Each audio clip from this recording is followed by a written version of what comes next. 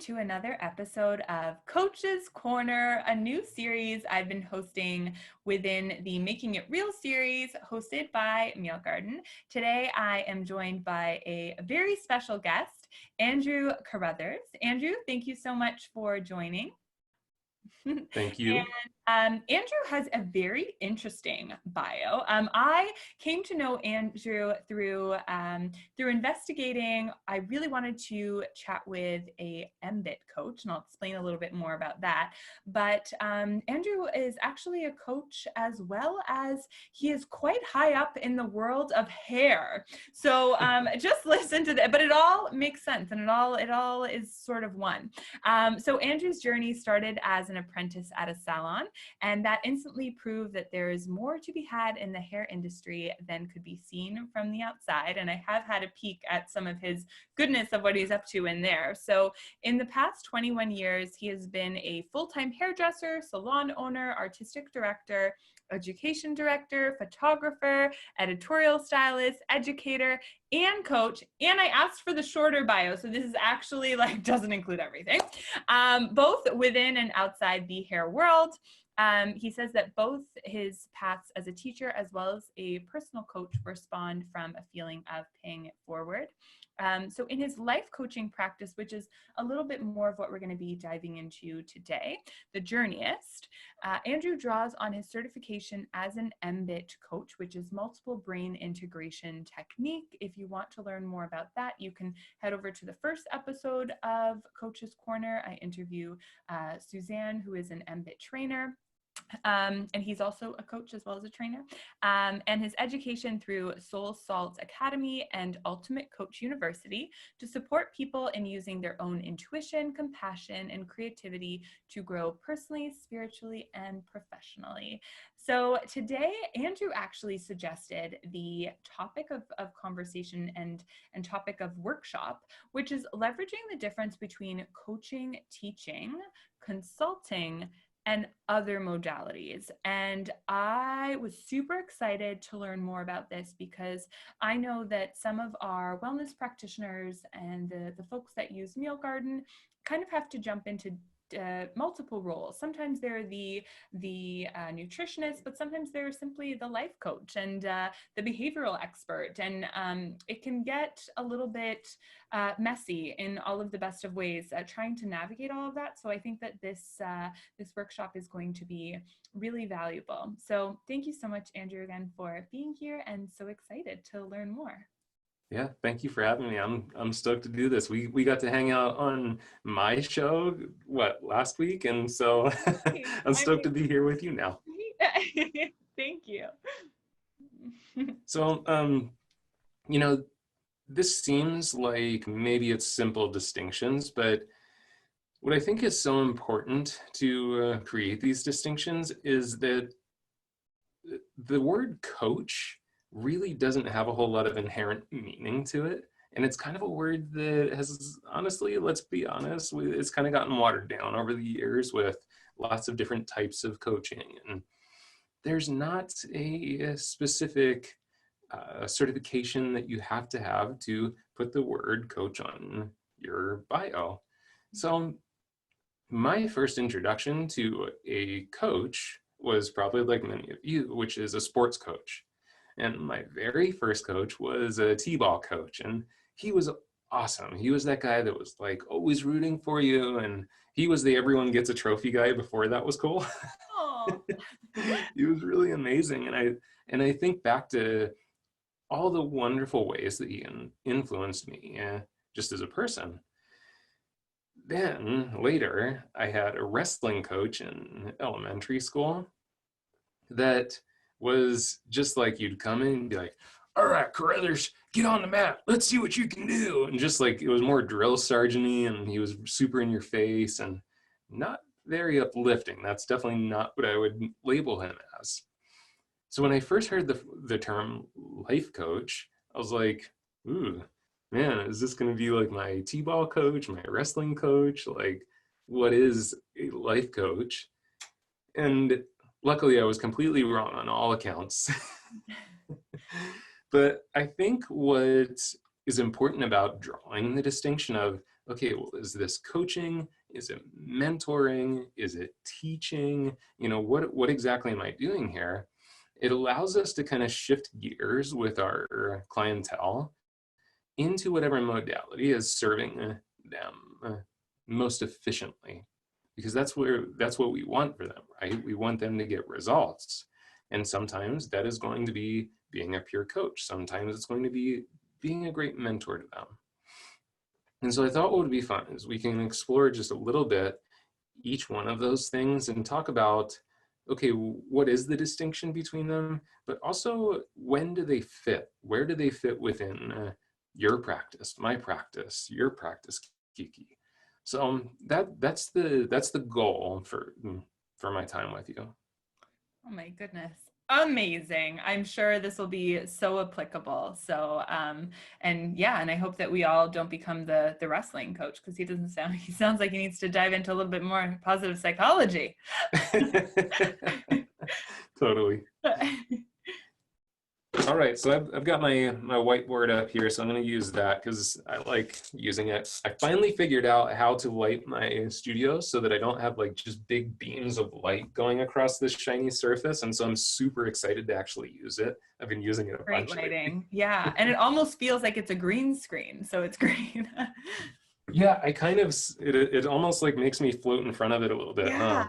Like I could have Hawaii behind me or something. So I'll just kind of go through the main terms that I find that we use pretty often, and maybe with a little bit of a caveat that these are just words. And a lot of it is just perception of what does that word mean. So I don't want us to get hung up on definitions, because that's not the intent of today. It's not to define these words. It's to make a distinction of the different ways that we can work with people in a learning capacity. I hope that makes sense. So the ones that come to my mind really often are coaching, mentoring, teaching,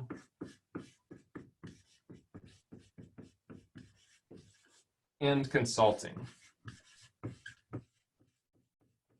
And a lot of this comes from the training that I went through with Ultimate Coach University and SoulSolve, because they definitely operate from, actually, I'm going to just step off screen here for a sec. This was kind of the first thing that was brought to my attention, was Coaching for Performance by Sir John Whitmore. And for a lot of professional coaches, this tends to be kind of that scripture of sorts, because that was kind of one of the first things to really define, this is what coaching is from a professional coaching standpoint. So if you're pursuing, let's say like a ICF certification very much follows the defining terms in here. So, and that's a lot of where this comes from.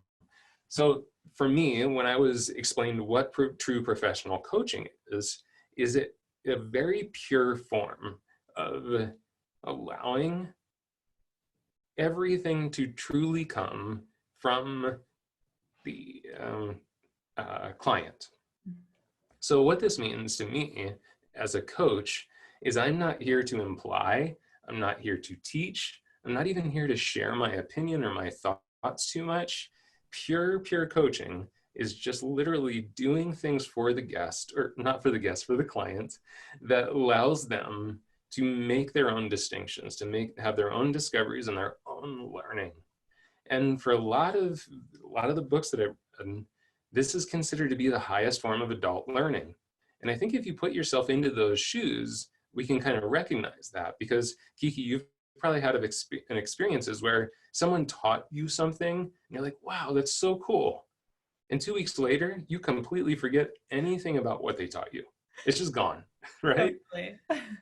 But when you have these personal self-discoveries where you're like, oh my gosh, I just realized that I believe ... those things don't disappear. Like, they are built into your DNA. And so that's the purpose of that mindset of pure coaching. I'm just here to allow this space and create a space for them to have their own personal self-discovery. Now, the downfall to pure coaching is that it's slow. And so a lot of times in different situations, pure coaching might get someone to a point that they could have gotten to that one point maybe a little bit quicker. And it wasn't such an important point that it had to have this kind of arduous journey to it.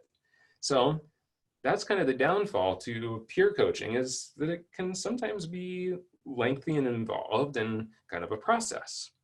So as we step into mentoring with people, a lot of times, and I think a lot of you will fit into this group, people are hiring you because you do actually have some sort of expertise.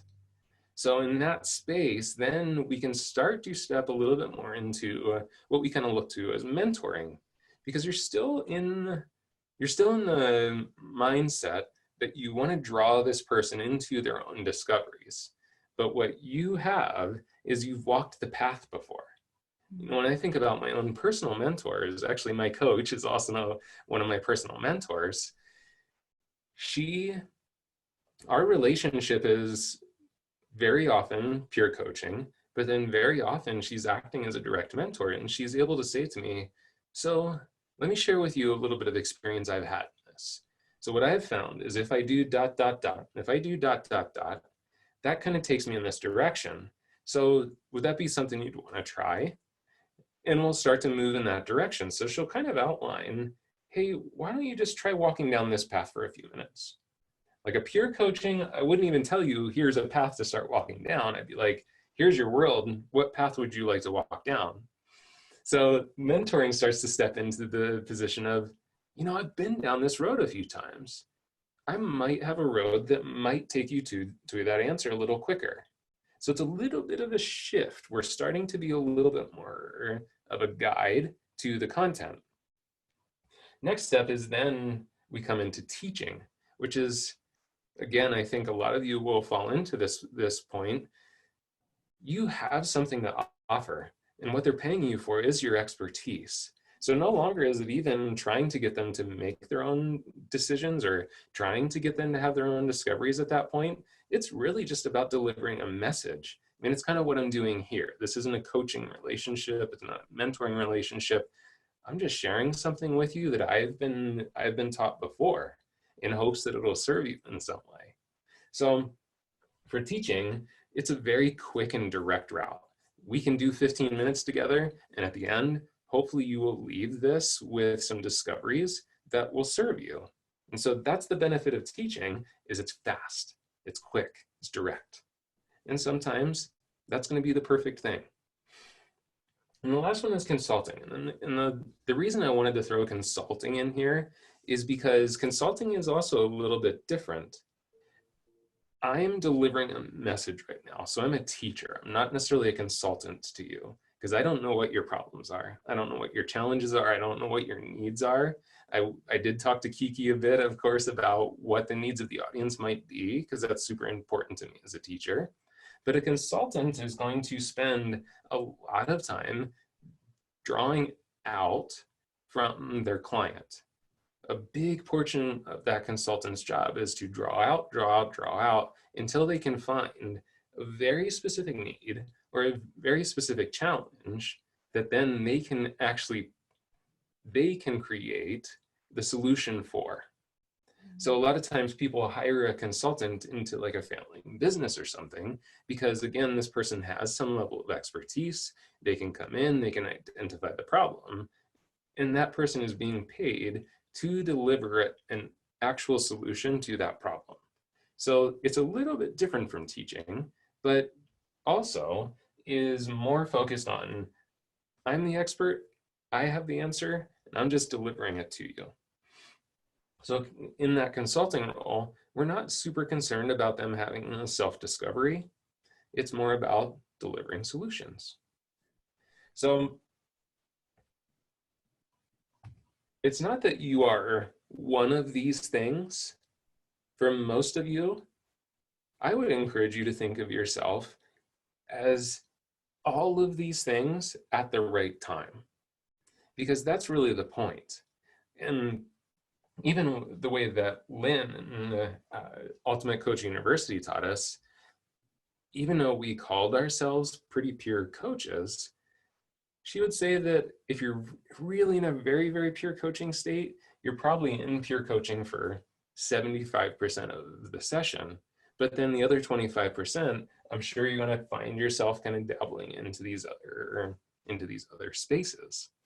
So that's kind of the essence of it, I guess, is that we don't have to define ourselves by I am this. I think it's easy for us to call ourselves coaches.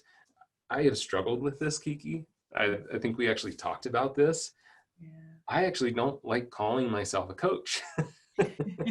Like, I hate the label life coach, but everything else that I've kind of tried as far as my label or my title, it just confuses people. If I try and make something fancy and try and explain to them, well, I'm this, or I do this kind of work, they're like, oh, so you're a life coach. And I'm like, just say it. I guess I'm a life coach. Yes, I'm a life coach. That's what I am. So, but within that, I think the reason I don't like it is because I know that I'm not just that to my clients. Oh my God, that was such an amazing presentation. Thank you so much, because I think, especially that mentoring piece, I think the mentor part has, for whatever reason, gotten forgotten. And I just love to ask one question, just out of curiosity. I think that a lot of, whether you're in the wellness field or otherwise, but I can guess that a lot of people watching this are, oh, but what about when my clients want me to be the teacher or the consultant? Because I feel like a lot of clients come looking for answers. So putting on your coaching hat doesn't always feel intuitive or easy, because they're looking at you as the expert. So just curious as to how you navigate that, if you've ever kind of experienced that pull of, oh, I need to, in order to fulfill their expectations, I need to teach or I need to consult. Just curious as to words you'd want to share with those that resonate with that. Most definitely, because this is very often one of my personal biggest challenges, because my coaching clients are hiring me because they have some type of,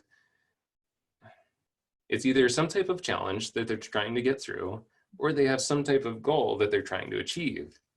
And so even with me setting up from the very beginning that I will not be creating that path for you, every session it's, okay, here's my problem. What do you think? And they want you to solve the challenge, because just naturally, of course, they want to get to that solution as quick as possible. So my response very often is, I'm a little cheeky, friends. I'm not going to just answer your question, because I think that your answer lies somewhere deeper within you, and it's going to be more true than anything I could ever offer you. So would you be willing to take a little bit of time? And honestly, I promise you, if at the end you would still like my opinion, I promise you, I will share it with you.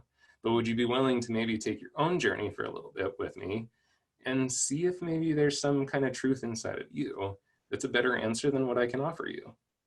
And typically the answer is, yeah, of course, of course I'll do that, because they've had the experience before. They probably know that it is going to be great. But I do think, Kiki, too, that we will do our best when we sit back and ask ourselves, what is most needed? What is most beneficial for this person? And take our personal need out of it. Because I know that that's what happens for me. I'm the first to admit that I definitely have a personal need that I want to be in service to people. I want to support them. I want to help them. I want them to have a better life. I want them to have the answer. And what happens very often is I act because I have that need. When in fact, if I would have stepped back and just looked at them and said, what do they need right now? Or even asking them, I'd be curious what you feel you need most right now. It's a great question. Then we can kind of take a check-in with ourselves, like, and maybe it is some mentoring. Maybe they're just having a rough time and you've been down that path before, and maybe you do have some great things that you could place in front of them. Like, you know what? I can see you're struggling and spinning your wheels. Maybe I can offer you a couple of things right now that can start to get you moving in the right direction. Or it might sit back and think, you know what? This person really needs to find their own truth right now. So I need to swallow my need for even finding an answer, because in an hour session, you might not. But you kind of have to find that space to be okay with it, because one of the things we teach in MBIT that I think is really brilliant, Kiki, is that wisdom is emergent. So what that means is in that 1 hour session, you may not find the answer. You may not find the solution, but what you did is you put a crack in the shell. And so through that week, through the things that they're going to do on their own, they're going to continue to kind of pull that crack apart. And the wisdom will continue to emerge. It doesn't have to happen within that space. And I'm saying all these things because these are the things I have to remind myself of constantly. So hope that's a helpful answer to the question. Absolutely. I love how you articulated just reframing it into, you know, if it becomes this stressful thing where you're like, oh, but I need to do this. And, you know, how am I, you're already catch yourself speaking with all those eyes or thinking with all those eyes and reframe it to, you know, I'm here to serve, and what do they need? So thank you so much. That was really beautiful. And it really flowed well into the name, The Journeyist. Wow. I already knew it was a good name. And then you said that, but how you answered one of the questions, you're like, oh, would you like to journey on that? I was like, boom, The Journeyist, the in action. I love it. So how can people learn more about you, get in touch with you, follow you, all that good stuff? So I would love to tell you that I have this brilliant website that you can go to and learn everything about me. But that website has literally been under construction for like 6 or 8 months now. And I'm such a perfectionist. Kiki, will you coach me on perfectionism? No, you know you're cool, and like, you know, you've made it when you have a website that's under construction for way too long, because it just means you're like so busy and so needed that it's just like, yeah, my website is still under construction. So that's, congratulations, my friend, you've made it. Well, so to the point, the best way to connect with me, because I do use my Instagram channel as kind of my lifestyle channel.